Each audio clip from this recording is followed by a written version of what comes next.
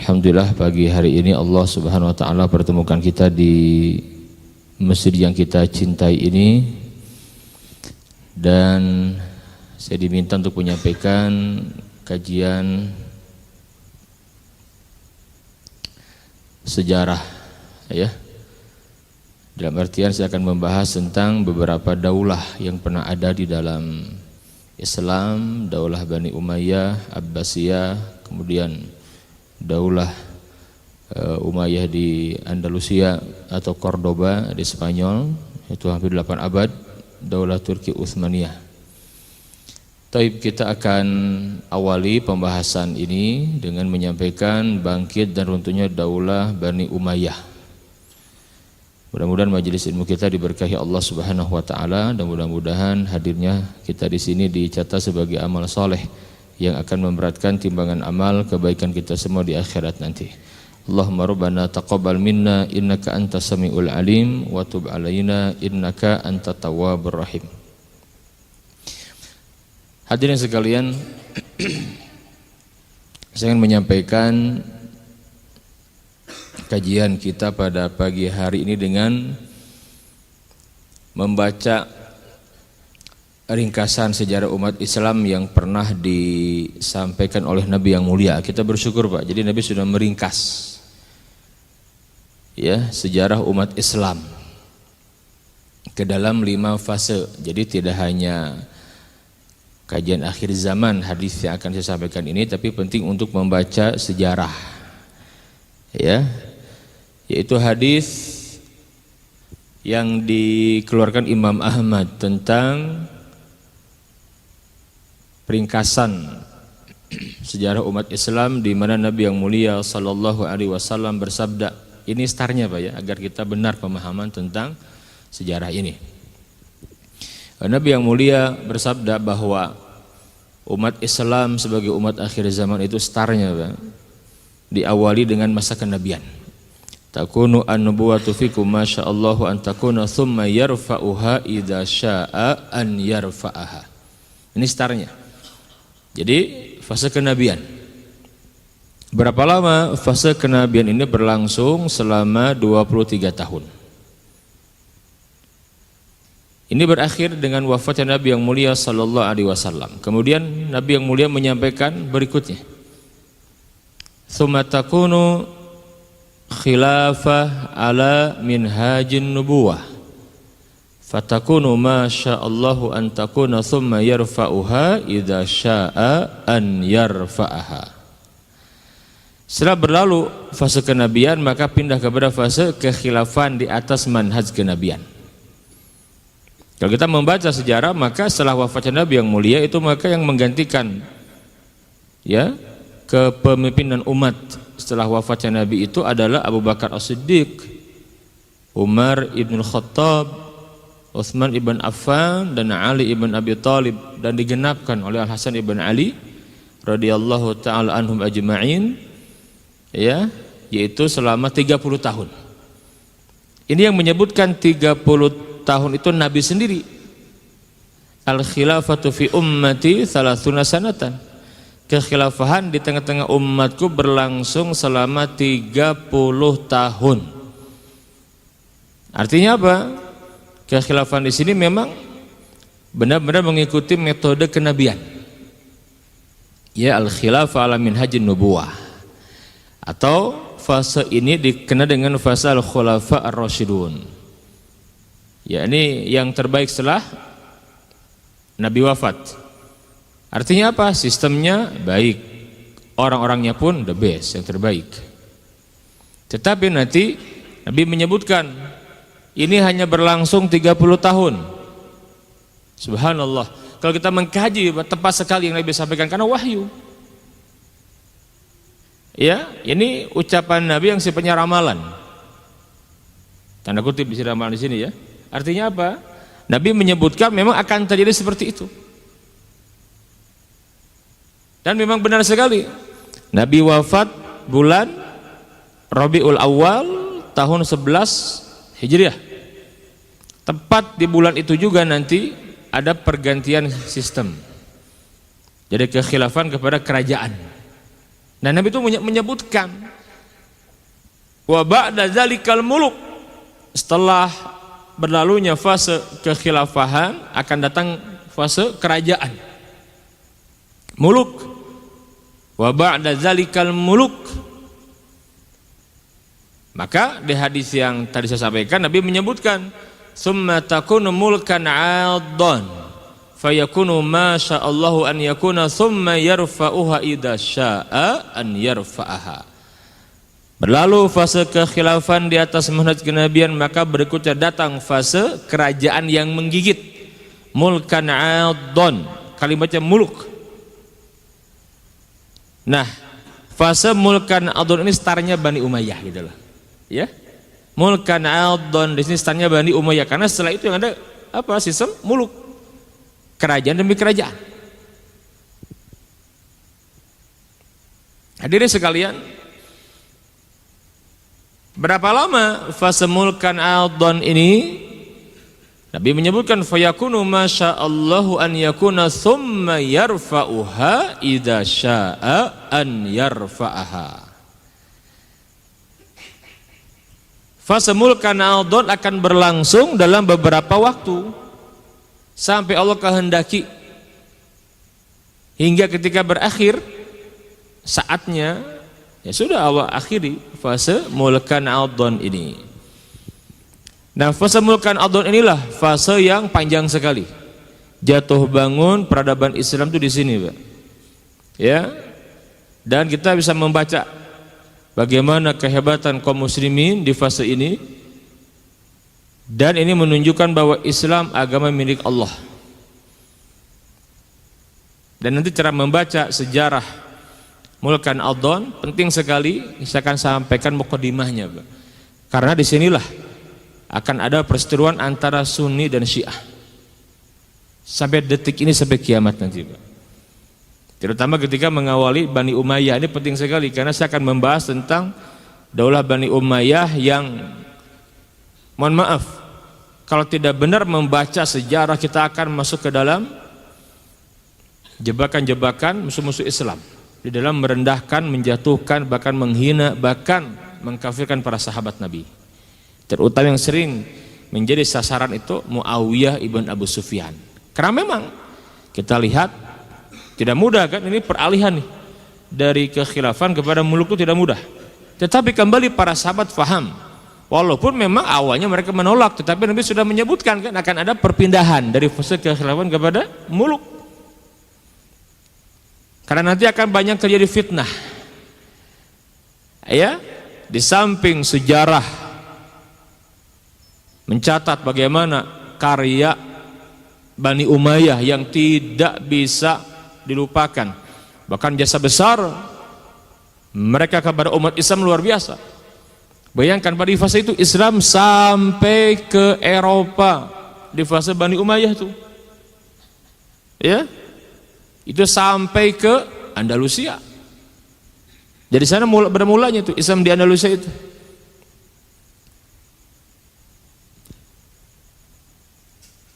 Nah, kita akan awali mengenal sejarah Bani Umayyah dengan menyampaikan bagaimana cikal bakal berdirinya daulah Bani Umayyah ini. Karena akan ada sebagian orang yang menyampaikan, karena ini bermula, nanti kita akan awali dengan mengkaji tentang perang Siffin, ya. Pernah mendengar perang Siffin? Pernah dikaji di sini enggak perang Siffin? Perang Siffin itu perang antara siapa? Antara siapa? Halo? Ini connect dulu nih. Kalau sudah paham perang Siffin, saya akan langsung ke Bani Umayyahnya gitu loh. Karena dari sini bermulanya. Jangan sampai salah, Pak. Karena nanti akan ada orang yang menuduh sahabat Muawiyah ibn Abu Sufyan merebut kekuasaan dari Ali. Ini nih, hati-hati nih. Atau ada orang yang akan menyampaikan karena Ali bin Abi Thalib tidak suka kepada Utsman dan kerabatnya, termasuk Muawiyah gitu loh. Bayangkan. Saya baca di buku-buku sejarah yang diajarkan itu mesti itu yang ada. Padahal di sini kita diuji, Pak, pemahaman kita kepada kepada satu generasi yang Nabi memuji mereka gitu loh. Kata Nabi, khairul qurun, sebaik-baik generasi itu adalah generasiku. Ini kalimat Nabi, Pak. Khairul qurun qarni, sebaik-baik generasi adalah generasiku. Tsummal ladzina yalunahum, kemudian satu generasi setelah mereka, siapa? Tabi'in. Tsummal ladzina yalunahum, kemudian satu generasi lagi setelah mereka, siapa itu? Tabi'ut tabi'in. Khairul qurun, Nabi menyebut khairul qurun, Pak. Ya. Hadirin sekalian, kalimat khairul qurun di sini tidak main-main. Artinya apa? Siapapun yang ada di fase itu, maka mereka disebut dengan khairul qurun, sebaik-baik generasi. Para sahabat. Nah, Daulah Bani Umayyah nih ketika didirikan di sana masih ada orang-orang yang terbaik, para sahabat. Bahkan di antara mereka orang-orang yang jelas dijamin masuk surga. Di masa Daulah Bani Umayyah. Bahkan yang mendirikannya sahabat Nabi, itu Muawiyah ibn Abu Sufyan. Ya. Kita tahu siapa Muawiyah. Hati-hati juga di sini. Karena ada orang-orang yang tidak suka kepada Muawiyah. Jadi ini agak lumayan ribet memahami sejarah Bani Umayyah dari awalnya, Pak ya. Harus tepat dulu nih gitu loh. Kalau tidak tepat, salah kesananya, Pak. Karena ada orang sampai, mohon maaf, saya seorang dosen di sebuah kampus ngobrol dengan saya, Ustadz, kita bikin pesantren ya? Oh iya, saya sedang buat pesantren. Lah di DT gimana? Oh, saya tetap di Darut sebagai pengurus sekarang. Saya sudah 20 tahun di Darut Tauhid, Pak. Saya sampaikan begitu, 20 tahun merintis dari awal sampai sekarang sudah punya sekolah tinggi kita, sekolah tinggi agama Islam Darut Tauhid. Saya sekarang di pengurus di Lajnah Syariah dan di Dewan Asatidz. Jarang ke lapangan, jadi banyak di tataran pengurus yang memikirkan bagaimana ke depan Darut Tauhid, yang ngontrol di tiap cabang seperti itu. Oh, apa nama pesantrennya? Pesantren Umar bin Abdul Aziz. Hah? Umar bin Abdul Aziz, kenapa enggak Umar bin Khattab saja katanya? Kenapa? Itu kan Bani Umayyah, Ustaz, katanya. Nah, di sini, Pak. Bani Umayyah katanya langsung gitu kan. Bayangkan, kepada Umar bin Abdul Aziz saja seperti itu gitu loh. Gimana kepada Muawiyah nanti? Itu ada yang begitu, Pak. Ya. Jadi kalau sudah mendengar Bani Umayyah, bahkan namanya pun nggak suka mereka itu. Itu ada. Nah, saya khawatir kalau kita tidak mengenal dengan benar, kita akan jatuh kepada pemahaman seperti itu. Ya. Jadi penting sekali mengenal bagaimana terbentuknya Bani Umayyah.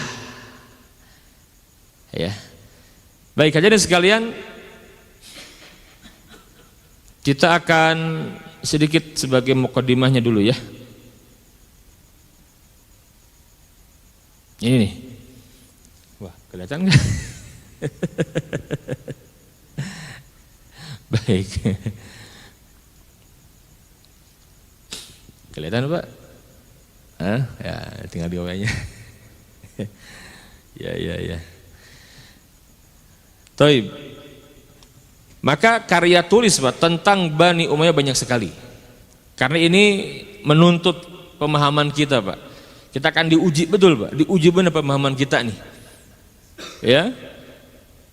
Kita bisa tahu dari komentar-komentar terhadap tokoh-tokoh Bani Umayyah kita kan. Tapi memang kita tidak memungkiri adanya nota hitam dalam sejarah ketika terjadi fitnah terbunuhnya Al-Husain ibn Ali. Nah, ini penting sekali ya. Peristiwa Karbala itu terjadi di masa Daulah Bani Umayyah, di masa pemerintahan Yazid ibn Muawiyah. Ini kita akan bedah ini pada waktunya. Ya. Baik. Kita akan awali. Kenapa dikatakan Daulah Bani Umayyah, Pak? Ini siapa Umayyah? Ini kenapa Umayyah? Nanti ada Abbasiyah kan? Ada Umayyah, ada Abbasiyah. Taib. Hadirin sekalian, berbicara tentang Daulah Bani Umayyah nisbat kepada salah seorang tokoh, ya, yang bernama Umayyah. Ini tokoh Quraisy. Jadi sebenarnya dengan Nabi yang mulia itu masih kerabat.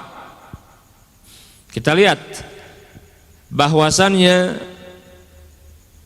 Nabi yang mulia nasabnya ya, Muhammad ibn Abdullah ibn Abdul Muttalib ibn Hashim ibn Abdul Manaf. Nah di sini ya ketemu di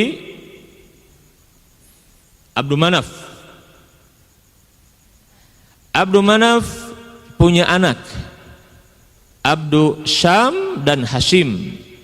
Hashim nanti punya anak Abdul Muttalib. Ini ke bawah nanti lahir Nabi Muhammad. Dari sini Pak, Abdul Syam punya anak Umayyah. Umayyah punya anak dua yang terkenal, Abul As dan Harb. Dari Abul As nanti ada dua anak, Al-Hakam dan Affan. Dari Affan punya anak Utsman Ibn Affan. Halo? Gampang pola. Ini penting sekali Pak, saya akan awet karena kita akan membahas Daulah Bani Umayyah yang di sini banyak sekali serangan-serangan kepada Bani Umayyah gitu, yang harus saya luruskan. Saya katakan tadi sampai dosen saya begitu Pak, saya nggak sebut nama orang dan kampusnya ya. Kenapa tidak Umar bin Khattab Ustaz? Kok Umar bin Abdul Aziz itu kan Bani Umayyah. Nah ini emang ada apa dengan Bani Umayyah gitu loh. Aneh gitu loh. Ya. Nah nanti dari Harab punya anak Abu Sufyan. Ya, Abu Sufyan yang di awal-awal Islam bagaimana permusuhannya kepada Islam, kepada Rasulullah. Tapi masuk Islam setelah Futuh Mekah ya, masuk Islam. Abu Sufyan punya anak. Ya, yang pertama siapa namanya? Muawiyah. Kemudian Yazid dan Muawiyah. Nah, nanti ini pendirinya nih, Muawiyah, Yazid dan Muawiyah. Muawiyah wafat sudah, berakhir keturunan Abu Sufyan. Keturunan Muawiyah, enggak ada lagi, Pak. Sampai di sini ya. Dengan wafatnya Muawiyah, putra Yazid, putra Muawiyah. Nah, itu begitu berarti ada Muawiyah 1, Muawiyah 2 itu. Ya. Saya mencoba untuk mengawali dengan ini biar kita terbaca dulu Pak ya. Karena nanti kita kan setelah Bani Umayyah masuk ke Abbasiyah, nanti kita akan paham juga kenapa sampai ada Abbasiyah, sampai ada peralihan itu dari sini startnya kita awali dulu ya. Taib. Nah nanti setelah berakhir Muawiyah, maka nanti pindah kepada keturunan Al-Hakam. Al-Hakam dari Abul As, masih satu famili kan dari Umayyah. Karena ini udah habis Pak. Ya. Meninggalnya Muawiyah maka tidak ada lagi keturunan Abu Sufyan. Muawiyah sudah enggak ada semuanya Pak. Berakhir. Mungkin kalau masih ada di sini akan terus. Itu kan itulah muluk. Kerajaan itu begitu, tapi karena berakhir dengan wafatnya Muawiyah sudah, karena enggak ada lagi keturunannya gitu loh, maka beralih ke sini nih, ya ini masih saudaranya, masih familinya. Nah nanti saya akan sampaikan kenapa kemudian terjadi perang Siffin gitu loh, karena nanti Muawiyah masih kerabat dengan Utsman. Lihat di sini, ya, ketika Utsman terbunuh ada para pemberontak di bulan suci, di tanah suci, sedang berpuasa. Wafat Utsman, naiklah Ali bin Abi Thalib radhiyallahu anhu atas kesepakatan para sahabat dan kaum muslimin. Banyak faktor lah gitu. Nah nanti ketika Ali naik menggantikan Utsman yang terbunuh secara zalim, yang belum mau berbaiat kepada Ali itu siapa? Muawiyah. Dan Muawiyah waktu itu sebagai gubernur Syam. Syam. Ya. Syam berapa negara sekarang? Sekarang.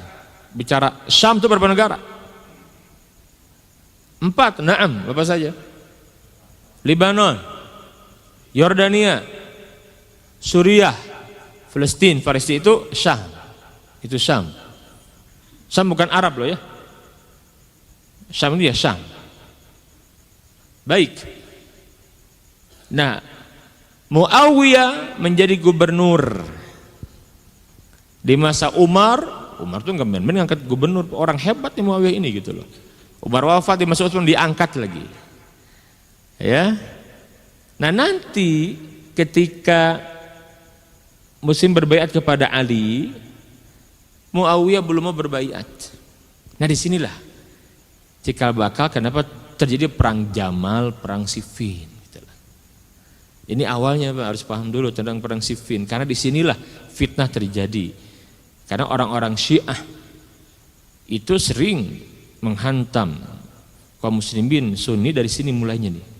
Kalau nggak lurus pemahaman kita bisa terbawa oleh pemahaman mereka yang keliru, yang sesat menyesatkan itu gitu loh. Di sini kita akan yang membedakan Sunni dan Syiah pemahaman di sini gitu. Kenapa? Karena kita memahami benar semua sahabat Nabi itu udul, orang-orang yang punya keadilan, yang terbebas dari ambisi untuk mendapatkan kekuasaan, tidak Pak. Itu kita Ahlussunnah seperti itu. Penting kita memahami ini. Maka nanti kenapa kemudian ada perang Siffin itu bukan karena Muawiyah ingin mengambil kekuasaan dari Ali, bukan, sebagaimana fitnahnya orang-orang Syiah yang menyampaikan ya seharusnya Ali yang berhak. Lagi-lagi Ali dicekal. Jadi semenjak Abu Bakar, Ali dicekal. Harusnya Ali tuh yang menjadi pemimpin pasca Rasulullah. Umar naik, dicekal lagi Ali. Utsman terus gitu. Sampai kemudian ya Muawiyah gitu.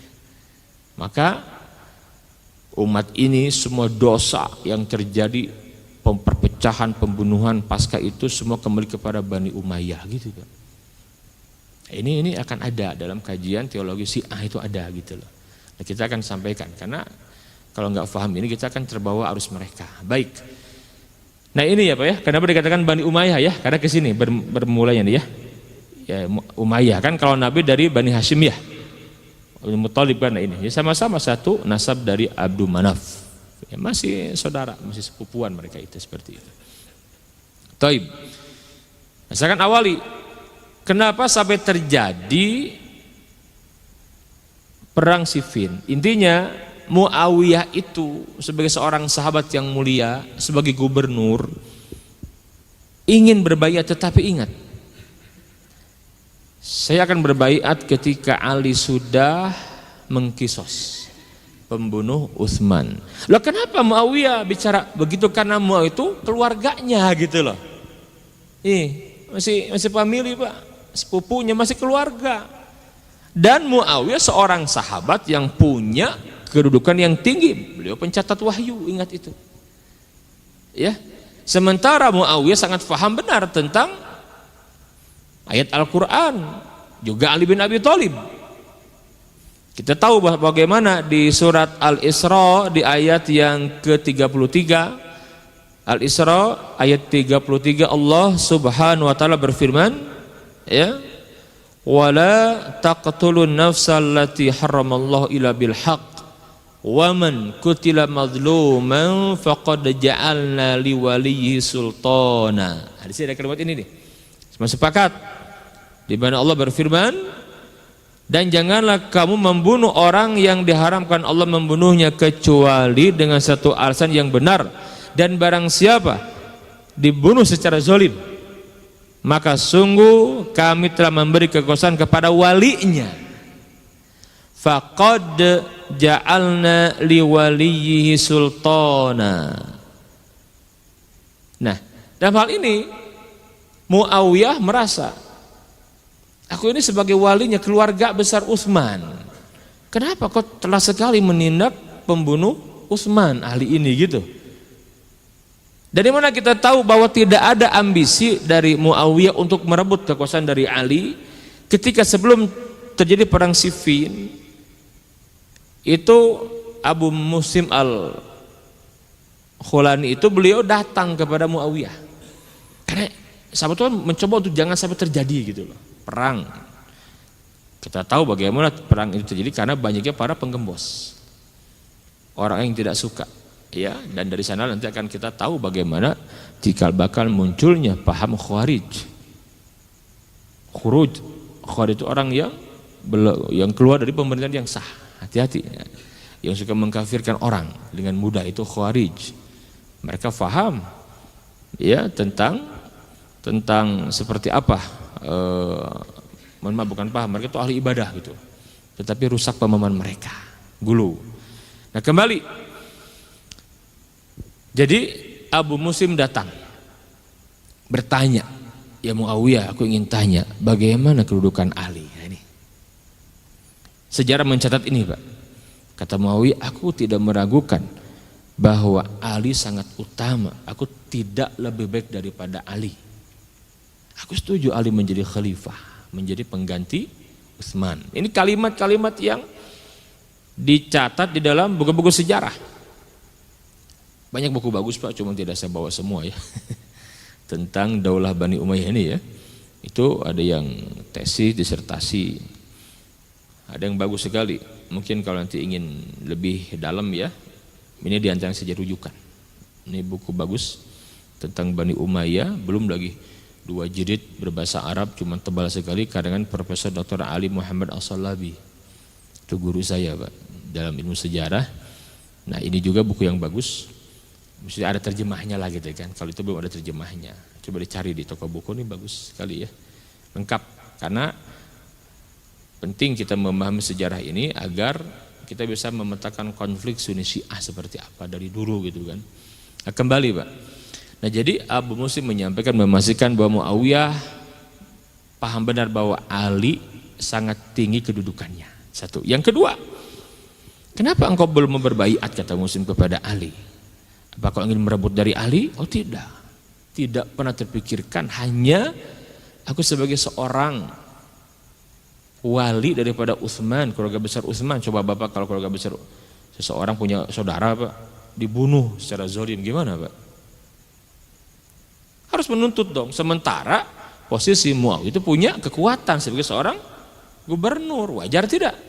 Wajar, Pak. Jadi dia ingin tolong cari dulu gitu loh pembunuh siapa? Utsman. Nanti aku akan berbaiat. Kata Ali, engkau berikan dulu baiat.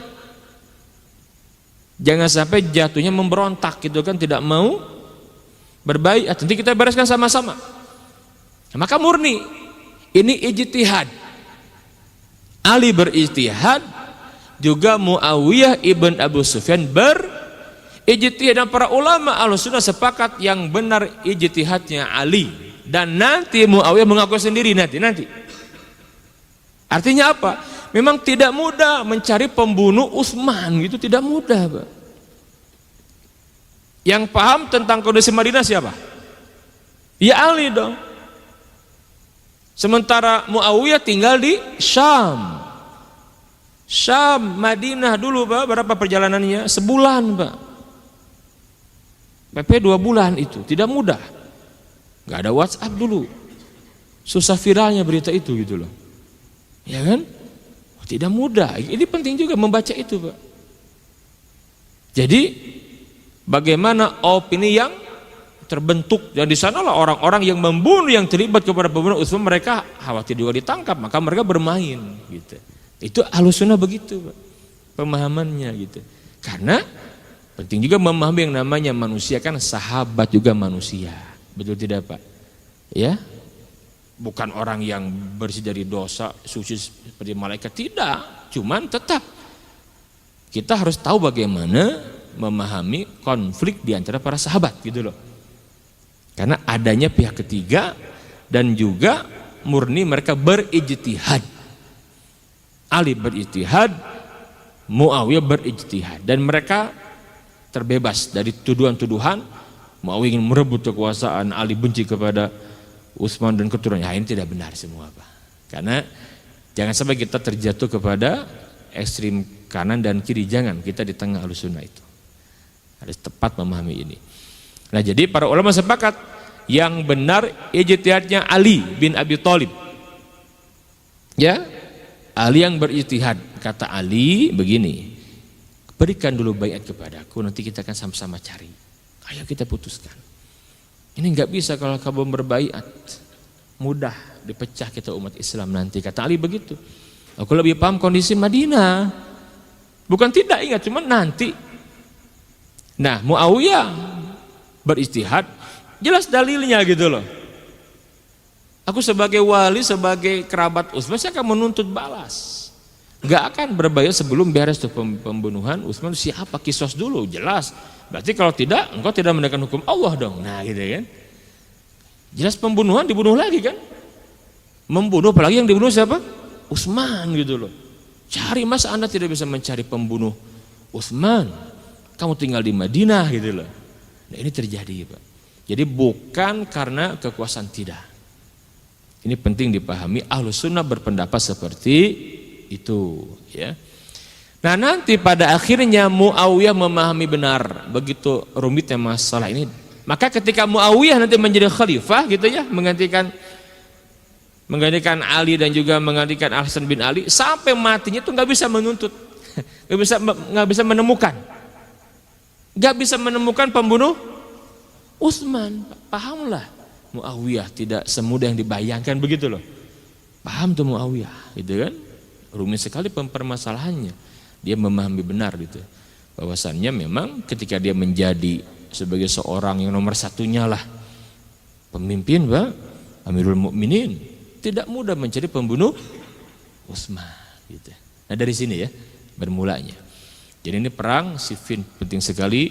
Nanti dari sini maka kemudian kita memahami muncullah gerakan Khawarij yang berujung kepada pembunuhan Ali bin Abi Thalib radhiyallahu anhu. Bahkan Muawiyah pun akan dibunuh dan Amr ibn As. Jadi orang Khawarij itu udah nanggung, udah kabeh salah gitu. Semua salah, kafir semua gitu. Ali dikafirkan, Muawiyah kafir semua itu. Udah kita bunuh saja biar beres permasalahannya.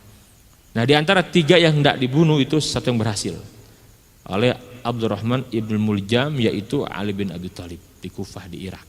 Sementara Amr ibn As dan Muawiyah tidak berhasil dibunuh. Karena mereka memang luar biasa penjagaannya. Sementara Ali tidak, Ali itu biasa saja gitu, nggak mau dikawal-kawal, nggak mau. Maka Ali dibunuh oleh orang Khawarij yang akidah mereka apa, ketika membunuh Ali sama sekali tidak merasa bersalah. Itu ajibnya itu orang-orang Khawarij. Ya, bahkan ketika dituntut, ketika dikisos, dibunuh lagi itu kan begitu. Itu dia tidak merasa bersalah, Pak. Bahkan merasa ketika mereka akan dibunuh, ya saya ingin sekali merasakan sakitnya gitu loh.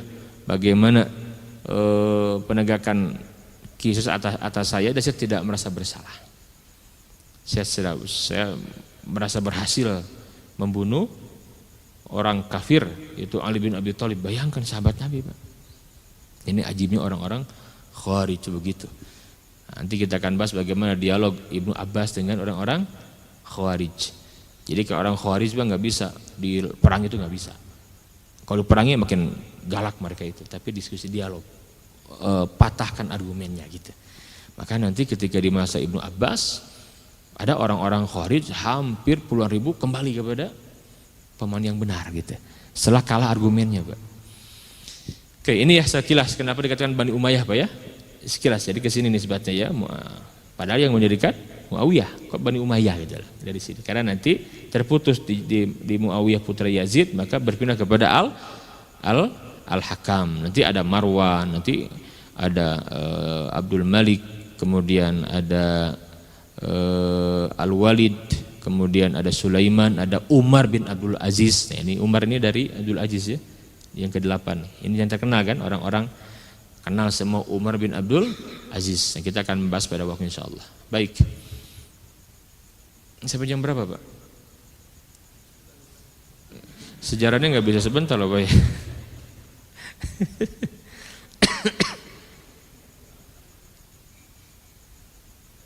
Ya, kita lihat ya. Tadi saya lebih jelas lagi nih, ini gambarnya. Oke. Nah, nanti ini yang kasih nomor itu para khalifahnya, Pak, urutannya ya.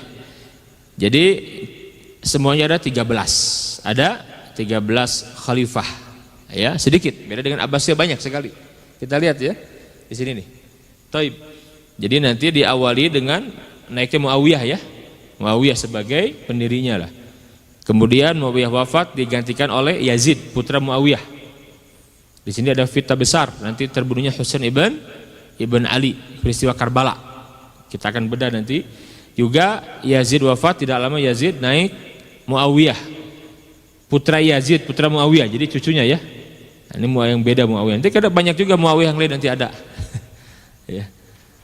Oke, kemudian di sini berakhir, maka pindah kepada Marwan. Marwan ini berarti bukan putra Muawiyah kan, tetapi sepupunya ya. Nah, Muawiyah Al-Hakam. Muawiyah. Marwan dia punya 3 anak.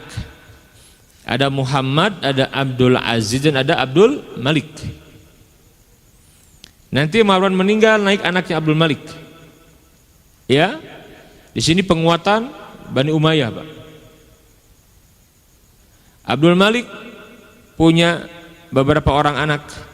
Nanti Abdul Malik wafat, maka naiklah Al-Walid. Ini ke-6 ada. Ini putra Abdul Malik.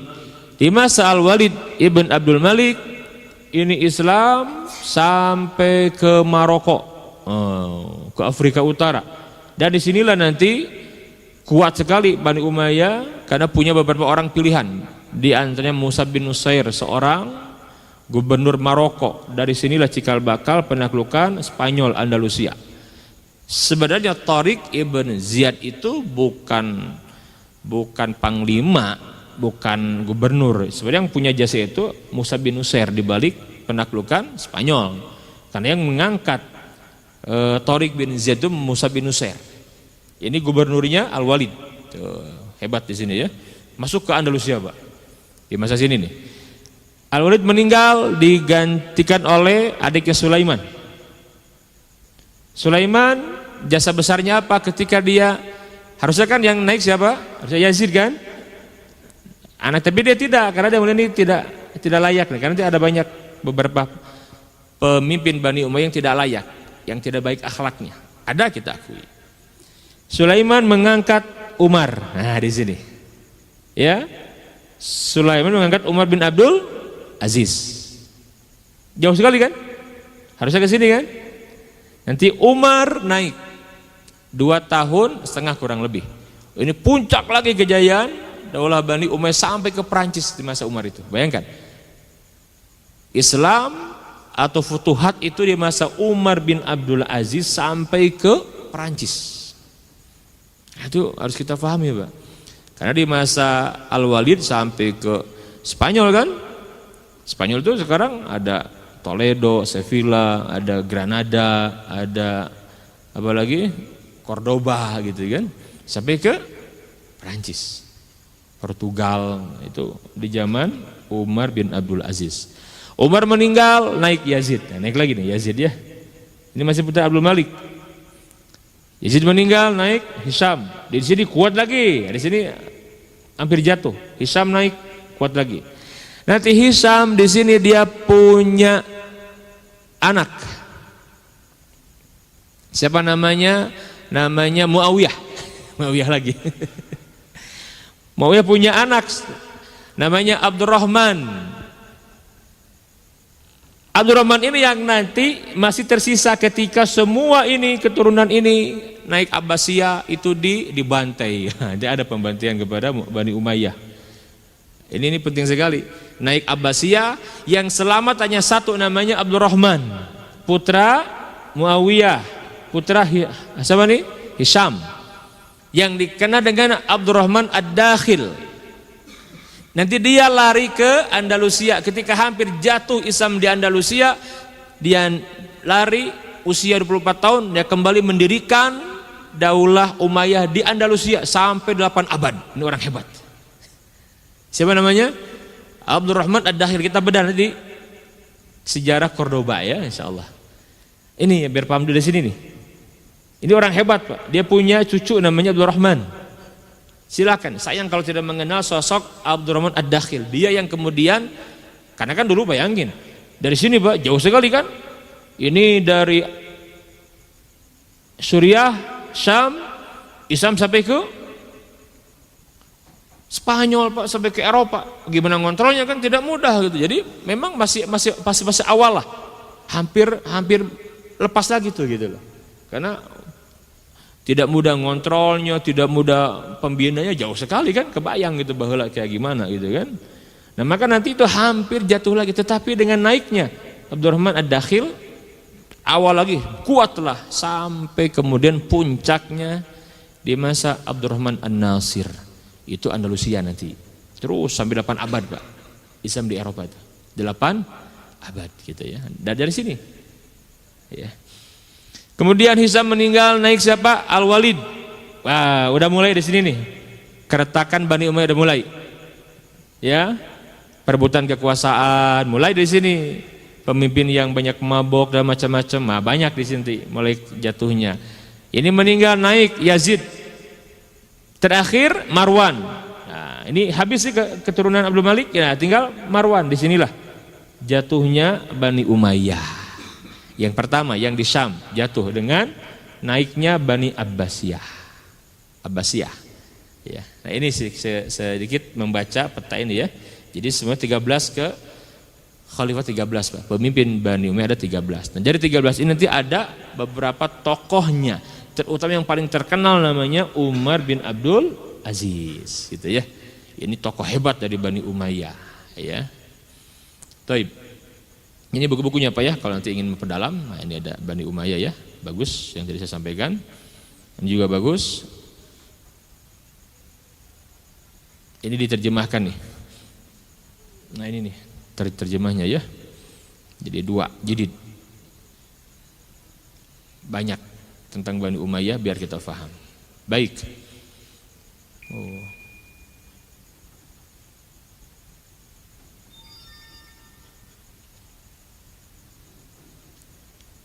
Ini dia Pak. Bayangkan ini kekuasaan Bani Umayyah Pak. Dalam waktu 90 tahun kurang lebih. Bayangkan 90 tahun kurang lebih, kekuasaannya luar biasa Pak, lihat. Ya. Sampai ke nih. Ini Afrika Utara Pak. Sampai ke Andalusia, betul tidak? Ini wilayahnya nih. Luar biasa itu. Ini jasa Bani Umayyah dalam menyebarkan Islam, terlepas dari ada kekurangan di antara mereka. Nah, kita penting jangan terjatuh kepada pemahaman yang kemudian mengkafirkan sahabat-sahabat yang termasuk di dalamnya Muawiyah bin Abu Sufyan. Karena di sini letak perbedaan kita dengan Sunni gitu, dengan Syiah. Nah, ini Empire Umayyah luas sekali Pak.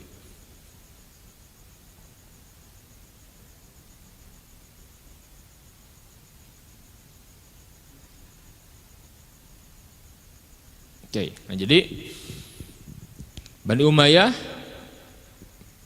negara Islam, daulah kerajaan yang memiliki sejarah besar dan pengaruh yang luas. Maka nanti kalau kita mengkaji siapakah raja umat Islam pertama?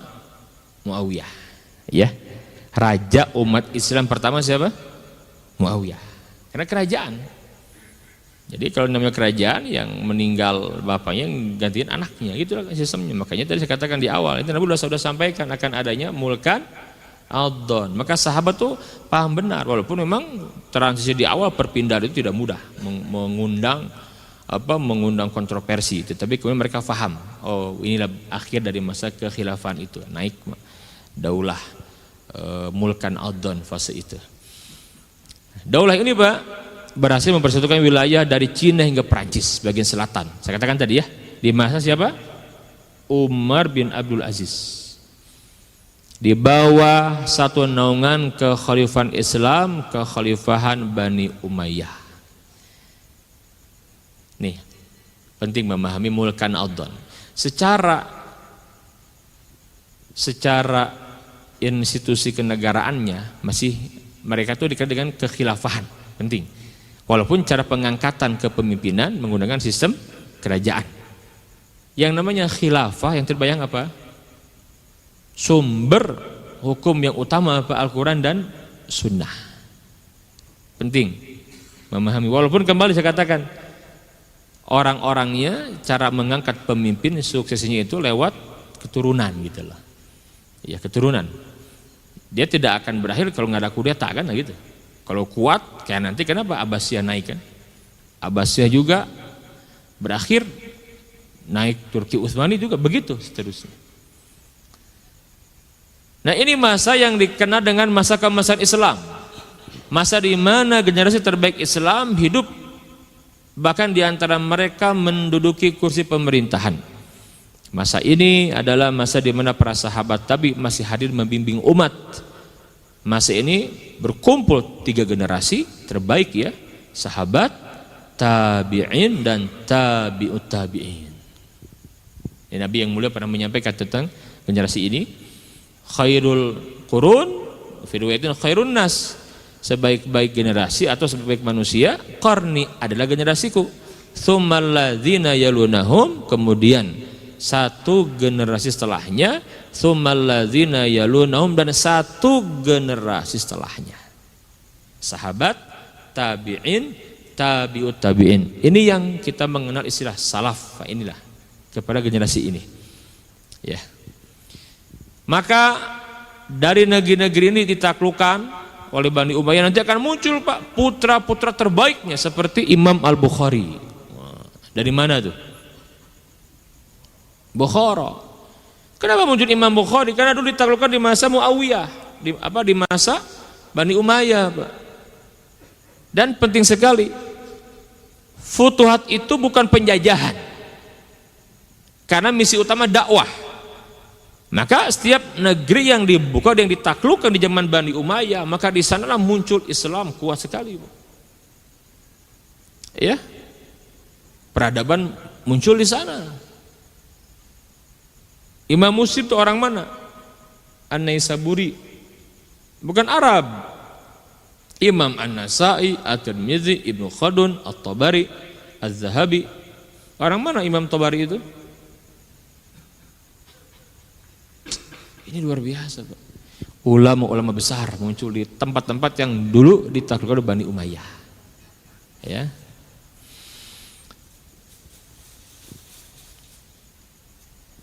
Ini cukuplah dengan tadi saya sampaikan, mestinya orang-orang itu adil gitu ya di dalam menilai Bani Umayyah. Karena ada orang yang tidak suka kepada Bani Umayyah.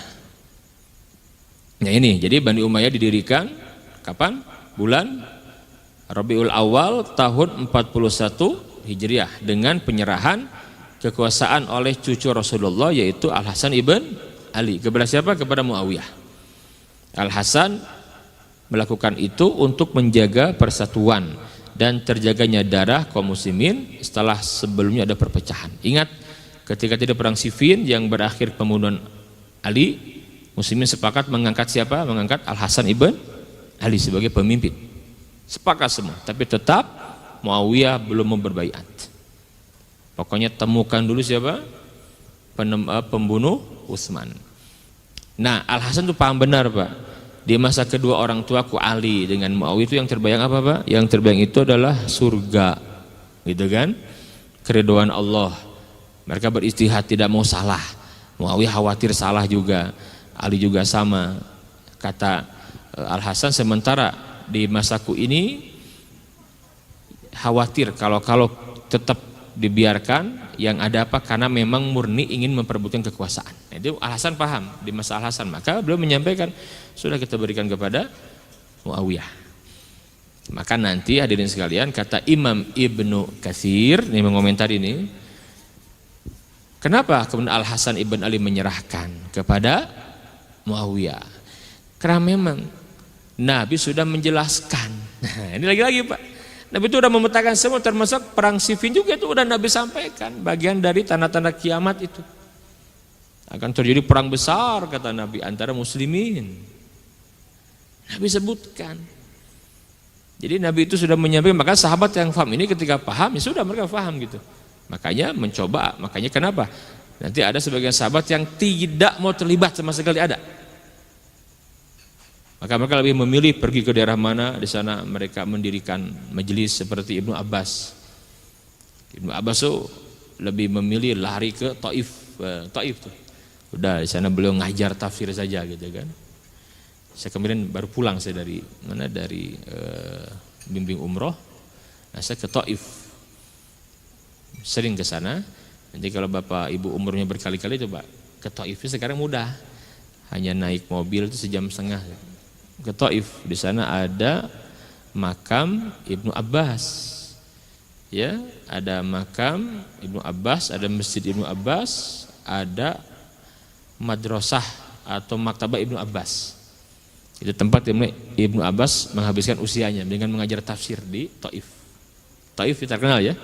Bagaimana Nabi disakiti di Taif. Itu tempat yang dari Mekah jaraknya kurang lebih 130 km lah. Sekarang 1,5 jam, Pak. Nah, maka ketika Al Hasan menyerahkan kepemimpinan kepada Muawiyah, maka berakhirlah fase kekhilafahan, masuk Daulah Bani Umayyah, Mulkan Adon. Maka naiklah Muawiyah. Tapi ingat, Muawiyah naik maka umat Islam bersatu. Nah, ini penting. Maka di tahun itu dikenal Amul Wihdah. Sebenarnya di awal-awal ketika Muawiyah naik, sekian lama 20 tahun memimpin itu nggak ada masalah, Pak. Semuanya berjalan dengan baik. Umat bersatu lagi, izah Islam muncul lagi luar biasa. Orang-orang takut kepada Islam, futuhat di mana-mana gitu kan.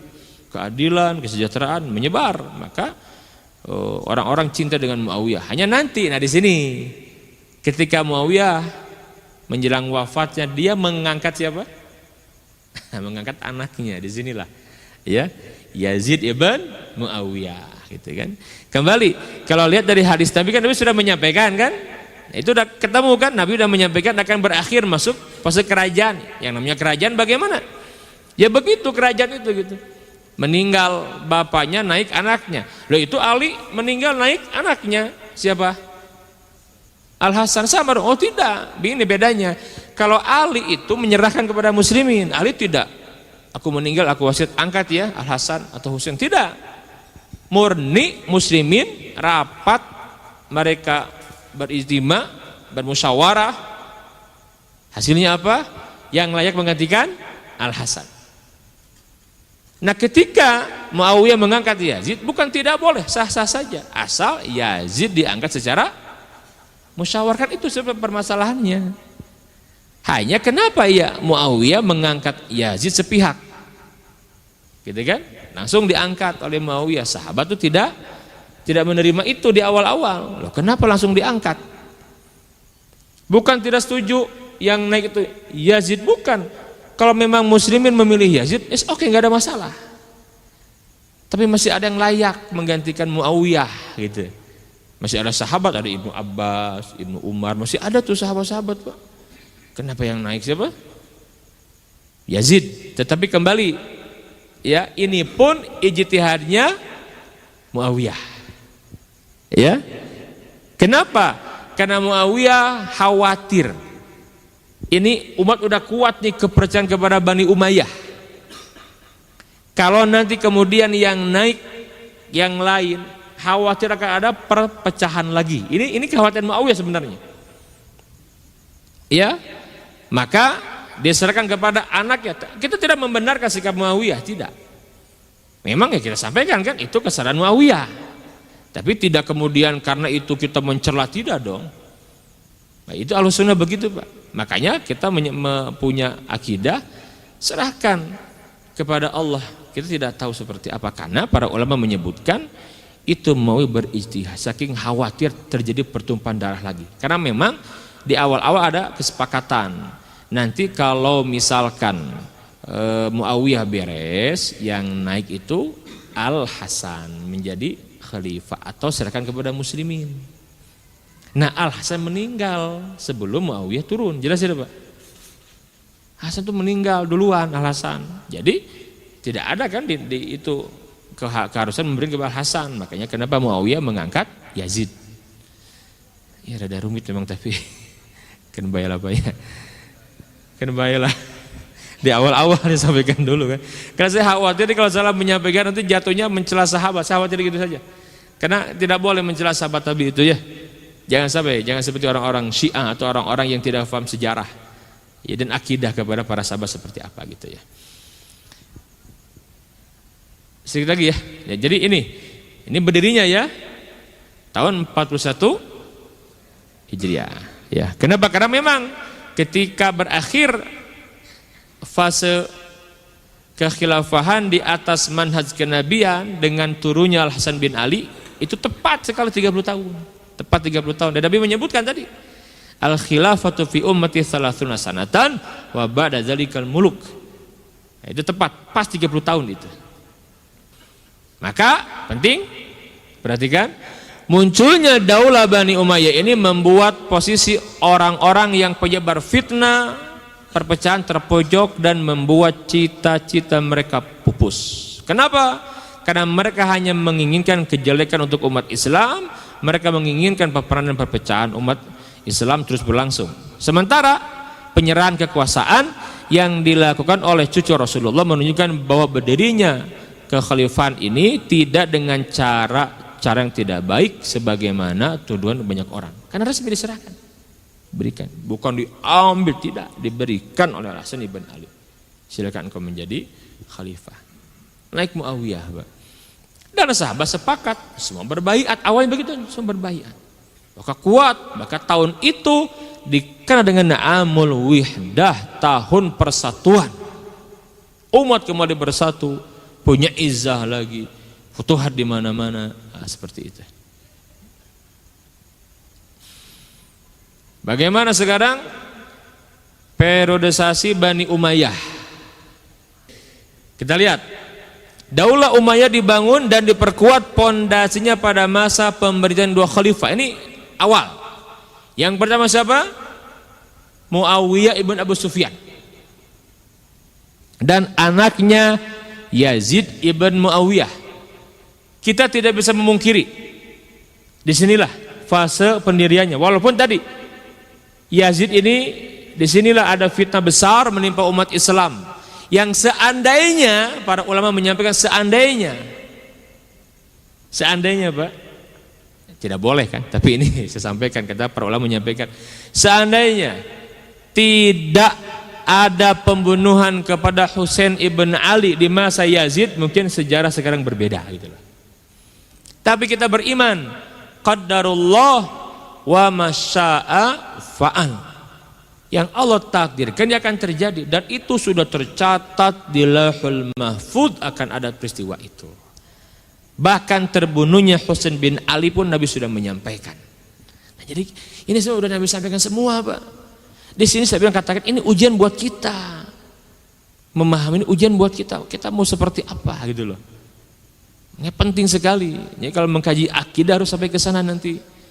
Memahami bagaimana peran para sahabat, karena merontokkan Islam gampang. Buat aja umat tidak percaya kepada sahabat, udah rontok Islam itu, Pak. Dan itu yang sekarang digemborkan oleh orang-orang Syiah, orang-orang liberal dan masuk di dalamnya, Pak. Memutus mata rantai itu gitu. Ya, hati-hati. Proses ini berlangsung dari bulan Rabiul Awal tahun 41 Hijriah sampai Rabiul Awal 64 Hijriah. Ini yang pertama ya. Oke. Periode berikutnya adalah periode fitnah. Berlangsung antara tahun 64 sampai 86. Yakni pada masa Khalifah Muawiyah ibn Yazid. Ya, ini cucunya nih. Karena lemah sekali. Marwan ibn Hakam, Abdul Malik ibn Marwan. Pada masa ini terjadi pemberontakan terhadap penguasa dan peperangan sesama umat Islam. Di sini.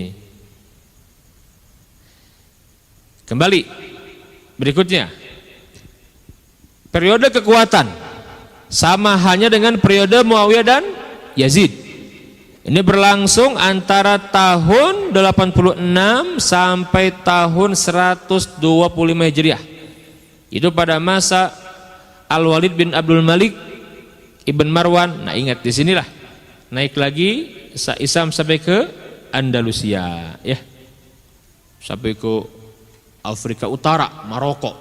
Nah, Islam luas. Sulaiman bin Abdul Malik, puncaknya Umar bin Abdul Aziz. Yazid bin Abdul Malik dan Hisham bin Abdul Malik. Dan kemunduran sampai jatuhnya, ya, yaitu terjadi pada tahun 125 hingga 122. Ini masa banyak sekali terdapat khalifah dalam satu negara. Nah, mulai perpecahan karena ingin perebutan kekuasaan, lemah jatuhlah Bani Umayyah. Ini kalau kita mengkaji Bani Umayyah pasti ini yang akan kita temukan. Pembagian ini Pak ada ya, 3 ini. Ya.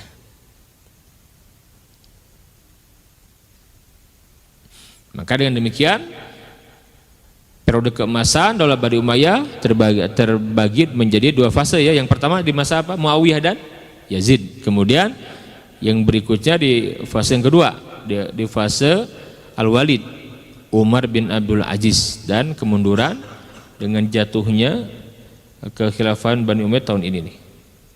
Nanti ini berakhir naik Bani Abbasiyah. Begitu. Baik, ini yang disampaikan. Kita akan bedah nanti pada waktunya bagaimana sejarah Bani Umayyah di masa Khalifah Muawiyah bin Abu Sufyan. Kita akan bedah. Ini sekedar pengantar saja ya.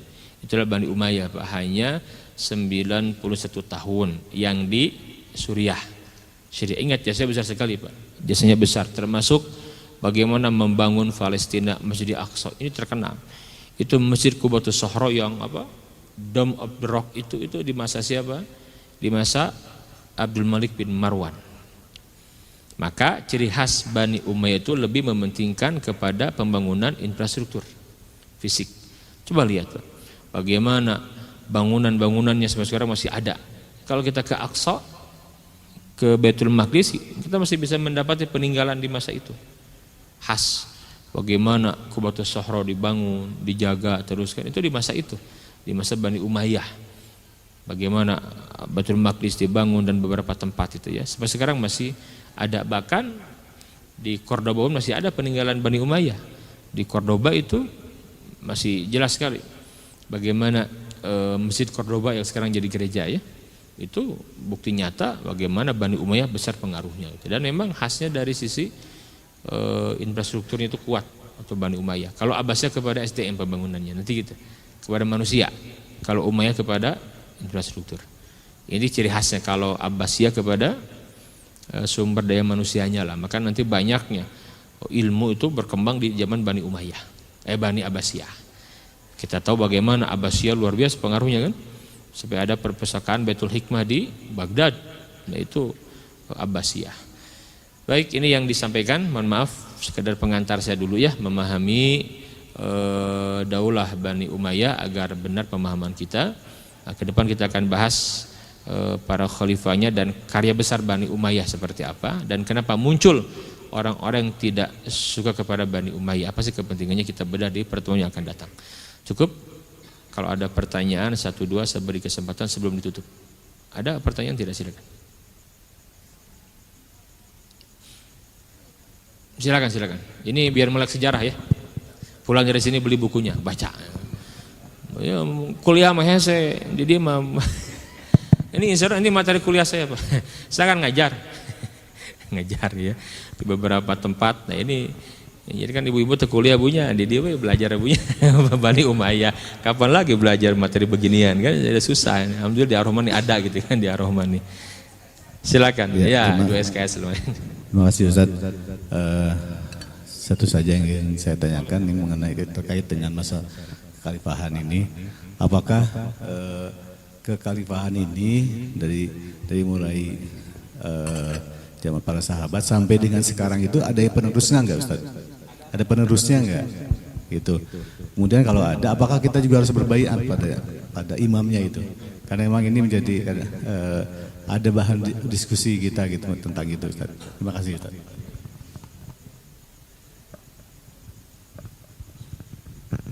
Hadirin sekalian, jadi kita tahu bahwasannya sebagaimana tadi saya sampaikan di awal tentang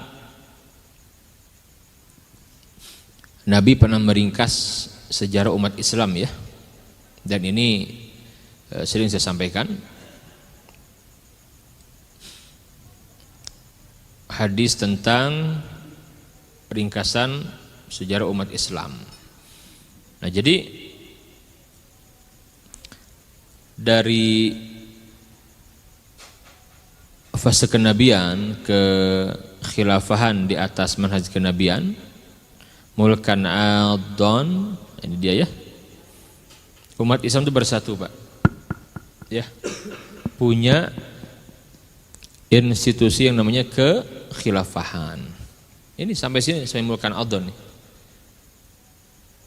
Di sini masih ada, Pak. Maka umat Islam itu wajib berbaiat kepada seorang pemimpin tertinggi umat Islam. Wajib.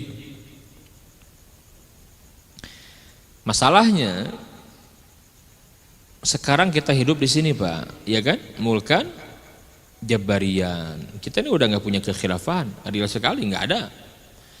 Kita nggak punya kekhilafahan, bahkan ngomong khilafah, bahkan hanya ide dialog aja udah orang sekarang ini anti sekali. Saya bicara gini juga mungkin di mananya berbeda nih, tapi kan ini sejarah. Masa sejarah harus ditutupi? Nggak mungkin dong. Sekarang ini jangankan kekhilafan, ngomong khilafah saja, diskusi ide khilafah saja langsung teroris, radikal, anti NKRI, anti Pancasila, anti kebinekaan, nondai. Ya saya teruskan lah. Betul tidak? Berarti tidak ada kewajiban. Maka para ulama menyebutkan secara runtuhnya kekhilafan Turki Utsmaniyah, runtuh Turki Utsmaniyah, maka yang ada bukan jamaatul muslimin tapi jamaatun minal muslimin. Dengan banyaknya berdiri gerakan-gerakan dakwah. Nanti ada Al-Ikhwan Al-Muslimun, ada Hizbut Tahrir, ada Jamaah Tabligh, banyak. Maka kewajibannya apa ya? Silakan kalau berbaiat dalam artian komit berjuang kepada kelompoknya masing-masing, silakan. Dan orang nggak bisa disalahkan, punya kecenderungan, Pak. Saya lebih condong misalkan ke gerakan dakwah ini, ya silakan, nggak bisa dilarang selama masih Ahlus Sunnah. Saya condong kepada ormas ini, silakan, nggak bisa dipaksakan, Pak. Ada ustadz yang dia lebih nyaman dengan Jam'iyah Muhammadiyah, silahkan. Saya lebih nyaman dengan Jam'iyah Persis, silahkan. Jam'iyah, apalagi Al-Irsyad dengan NU misalkan, sah-sah saja, betul tidak, Pak? Karena memang kita diwajibkan berjamaah ya, diwajibkan berjamaah, berkomunitas lah gitu loh. Itu bicara di kita, Jam'iyah itu apa? Organisasi masyarakat. Ada gerakan dakwah yang mendunia. Pasca runtuhnya Turki Utsmani kan kita akui, karena upaya umat Islam mengembalikan itu terus dilakukan, terus sampai sekarang, tidak pernah akan surut. Lah dulu saja takluknya Konstantinopel 8 abad itu terus digaungkan. Jangan, kita kan baru kemarin, maka nggak boleh menyerah kita. Akan ada kebangkitan Islam di akhir zaman. Nggak boleh, mungkin bukan di masa kita, mungkin di masa anak kita, cucu kita, nggak apa-apa. Tapi ini nggak boleh diputus. Mata rantai ini sampaikan terus gitu loh. Dulu nggak akan ada penaklukan Konstantinopel kalau terputus menyampaikan bahwasannya Nabi menyampaikan la tuftahannal Konstantiniyah fala ni'mal amir amiruha wala ni'mal jaisu dzalikal jais. Sungguh benar-benar Konstantinopel akan ditaklukkan, sebaik-baik panglima-panglimanya dan sebaik-baik pasukan-pasukannya. Itu nggak akan takluk kalau nggak lah. Karena memual bisa naklukkan Konstantinopel kuat itu udahlah kita mah, udah mungkin nggak akan ada tuh Al-Fatih, tapi kan terus diwariskan terus sampai kemudian muncullah generasi yang the best, yang terbaik di masa Muhammad Al-Fatih, betul tidak? Semua syarat kemenangan ada, ya udah diberikan oleh Allah gitu. Sekarang kita baru belum seabad, Pak, jadi jangan menyerah, belum seabad. Dulu 8 abad penantian takluknya Konstantinopel itu gitu loh. Dan biasa watil kal ayyamu nudawiluha bainan nas. Yang namanya jatuh, bangun, bangkit, runtuh peradaban itu dipergilirkan. Ya. Sekarang kan Islam sedang dibawa, kita akui, jangan menutup. Sedang kalah umat Islam itu, sedang kalah. Mana buktinya? Ya, dulu seorang muslimah diganggu aja, Pak, sekali khalifah menyampaikan tuh Mu'tasim billah, Ya, kembalikan kehormatan muslimah. Padahal cuma ditarik jilbab kelihatan rambutnya doang. Kalau tidak, aku akan kirimkan pasukan yang depannya di kota kalian, di Amuriah, dan belakangnya di Baghdad. Coba, gemeter tuh musuh orang Romawi nggak berani, Pak. Diganggu hanya ditarik jilbabnya kelihatan rambutnya, Pak. Sekarang dibunuh, diperkosa bukan 1, ribuan, mungkin jutaan, Pak. Bisa apa kita sekarang? Nggak bisa apa-apa. Satu sisi kita harus memahami ini. Tapi istilahnya kita nggak boleh pesimis, nggak boleh. Kita harus mencari, makanya penting sekali membahas sejarah dalam konteks ini ya. Karena sejarah bukan sedang berbicara masa lalu, tidak. Sedang belajar dari masa lalu. Kalau penyebab keruntuhan jangan ada di kita dong, nanti kita runtuh lagi gitu loh. Tapi kalau mau kaji bagaimana kebangkitannya, kenapa muncul generasi Al-Fatih ke depan kita bahas. Itu pelajari. Tinggal dijiplak saja kan, udah kita ada. Maka bicara sejarah kan 3, ada pelaku atau orangnya, ada masa waktu, ada tempat. Masa akan terus ada sampai kiamat. Ya, tempat juga akan ada. Yang sudah berganti orangnya. Apa akan ada lagi mau Al-Fatih ke depan? Nggak ada, orang meninggal kok. Tapi kalau kita memiliki nilai sebagaimana Al-Fatih membangun generasinya, kita akan bisa bangkit lagi. Pasti itu begitu. Gitu. Itu dengan kondisi zaman yang berbeda. Tapi kita ambil apa? Pelajarannya itu, nilainya itu gitu. Nah kita di sini Pak, jadi kita belum punya kekhilafan memang, tapi akan ada lagi gitu loh, akan ada lagi. Di sini aja ada perbedaan ini. Apakah nanti ya akan ada kekhilafahan dulu, dan yang menjadi khalifah itu apakah harus Al-Mahdi gitu kan? Imam Mahdi itu akhir zaman, atau ada yang lain. Nah ya ini saja yang ada perbedaan. Maka jangan aneh kenapa muncul Hizbut Tahrir, pergerakan menyuarakan khilafah, ya kan?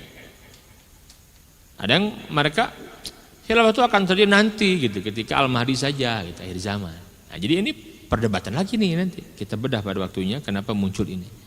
Kita akan bedah insyaallah. Sampai nanti ini kaitan dengan akhir zaman gitu. Kaitan dengan akhir zaman nanti gitu. Karena ini Nabi udah memetakan nih, kita di sini Pak. Jadi penting. Tapi kita tidak pernah akan pesimis bahwa akan ada kebangkitan Islam. Pasti itu, pasti. Mungkin di masa kita, mungkin anak kita, mungkin cucu kita, betul enggak? Tapi kita sudah membangun fondasi itu. Sampaikan kepada mereka. Siapkan. Nah, jadi apakah sekarang ada kewajiban berbayat? Tidak ada sekarang.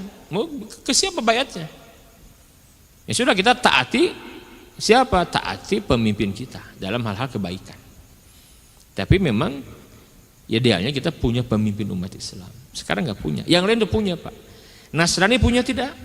Punya. Paus di Vatikan tuh pemimpin tertinggi mereka itu ditaati mereka itu. Yahudi punya tidak? Punya Yahudi itu. Buddha punya? Punya. Hindu punya. Orang Syiah saja punya marja itu Pak. Umat Islam punya nggak sekarang? Nggak punya. Ke siapa kita?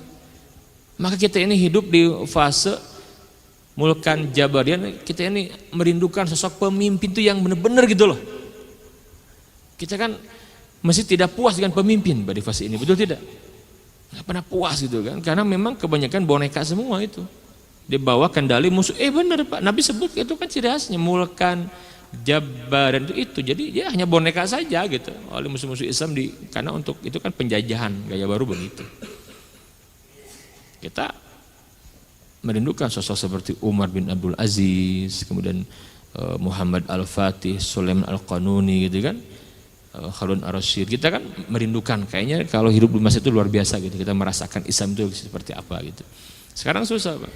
Baru satu aja kelihatan berani di kancah internasional, kita sudah jatuh hati kan. Aduh ini orang hebat nih. Contoh kayak Erdogan lah, terlepas dari pro kontra beliau. Tapi kita lihat, ini orang berani sekali, betul enggak? Di kancah internasional Pak, membela Islam tuh berani lewat sikap politiknya kan.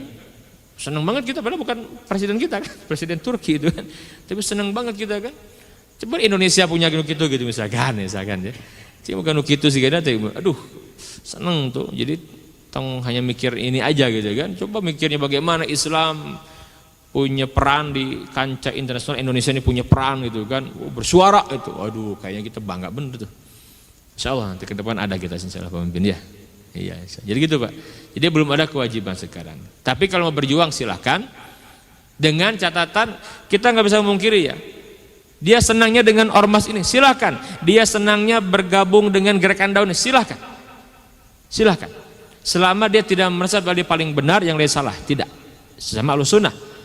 Dia nyaman dengan komunitas itu, silakan. Tapi ketika dituntut bersatu. Karena nanti pada akhirnya pasti akan ada persatuan lagi. Akan ada, tapi ini proses. Tidak mudah, proses Pak. Karena di fase ini umat Islam sedang dipecah belah persatuannya. Dipersembulkan Jabariyah. Tapi ke depan kita yakin akan ada kebangkitan Islam. Maka sekarang sudah mulai muncul para da'i yang menyeru kepada persatuan. Penting sekali Pak. Bisa memetakan mana khilafiyah yang harus kita menghargai, mana prinsip yang tidak boleh kita menggampang-gampangkan. Kita ada bersyukur umat udah cerdas sekarang. Terus dengan munculnya media seperti YouTube dan macam itu manfaat sekali Pak. Tercerdaskan sekarang umat, nggak bisa dibodohi lagi. Kan begitu ya. Itulah yang saya pahami. Jadi tidak ada sekarang ini. Ya, nah ini memang fasenya. Ke siapa kita? Nggak bisa Pak. Itu kalau Timur Tengah kompak negeri Arab itu Yahudi itu udah habis Pak. Ada seetik Yahudi mah Pak, udah 10 juta. Nggak banyak mereka itu. Yang di Palestina itu berapa sih? Nggak banyak. Coba Mesirnya kompak, Yordania, Suriah, Irak, Yaman, Saudi, Qatar kompak, beres Pak. Ini kan orang bicara mudahnya sih kompak atuh lah gitu, sampai beres gitu kan. Tapi tak kompak Pak, yang nggak beres, iya berkhianat gitu kan. Iya. Coba pun ada negeri Arab kompak, tong dikirim minyak gitu kan. Dan mereka Pak punya alat canggih, kalau nggak ada minyak nggak bisa operasional penting buat operasi. Tapi lagi-lagi kan selalu ada yang berkhianat itu juga ada gitu. Jangan aneh, memang babaknya seperti itu fasenya. Kompak beak gitu kan, si Yahudi teh beak Pak di Palestina, tapi kan tidak semudah itu gitu kan. Lagi-lagi memang ini fasenya gitu ya, fase mulkan Jabariyah. Jadi jangan mau kapagung naon, enggak, jangan, udah baca ada sejarah, memang ikuti alurnya lah gitu. Sudah, ini dinikmati, ini sedang dinikmati. Dan itu bangunnya dipergilirkan. Yang jangan kita bermental salah itu saja. Tetap kita harus jadi orang beriman dimanapun, ya kan? Ishadu bi anna muslimun. Kita bangga dengan keislaman. Mungkin kita menyampaikan keislaman sekarang tidak mudah, ya kan? Gak kayak dulu. Karena sistem mendukung sekarang tidak mudah. Terus sekarang coba, mungkin kita membaca kemarin di Timur Tengah, sekarang nyampe ke negeri kita sekarang. Kita merasakan juga kan, ada kondisi yang dibuat tidak nyaman dalam beragama itu gitu. Ya belum lama kan, sekarang kita merasakan. Nah, jadi jangan aneh, memang sudah Nabi sampaikan. Allah alam bisawab. Cukup ya. Ya, fa'tabiru ya ulil albab, subhanakallahumma wa bihamdika. Asyhadu an la ilaha illa anta astaghfiruka wa atubu ilaik. Assalamualaikum warahmatullahi wabarakatuh.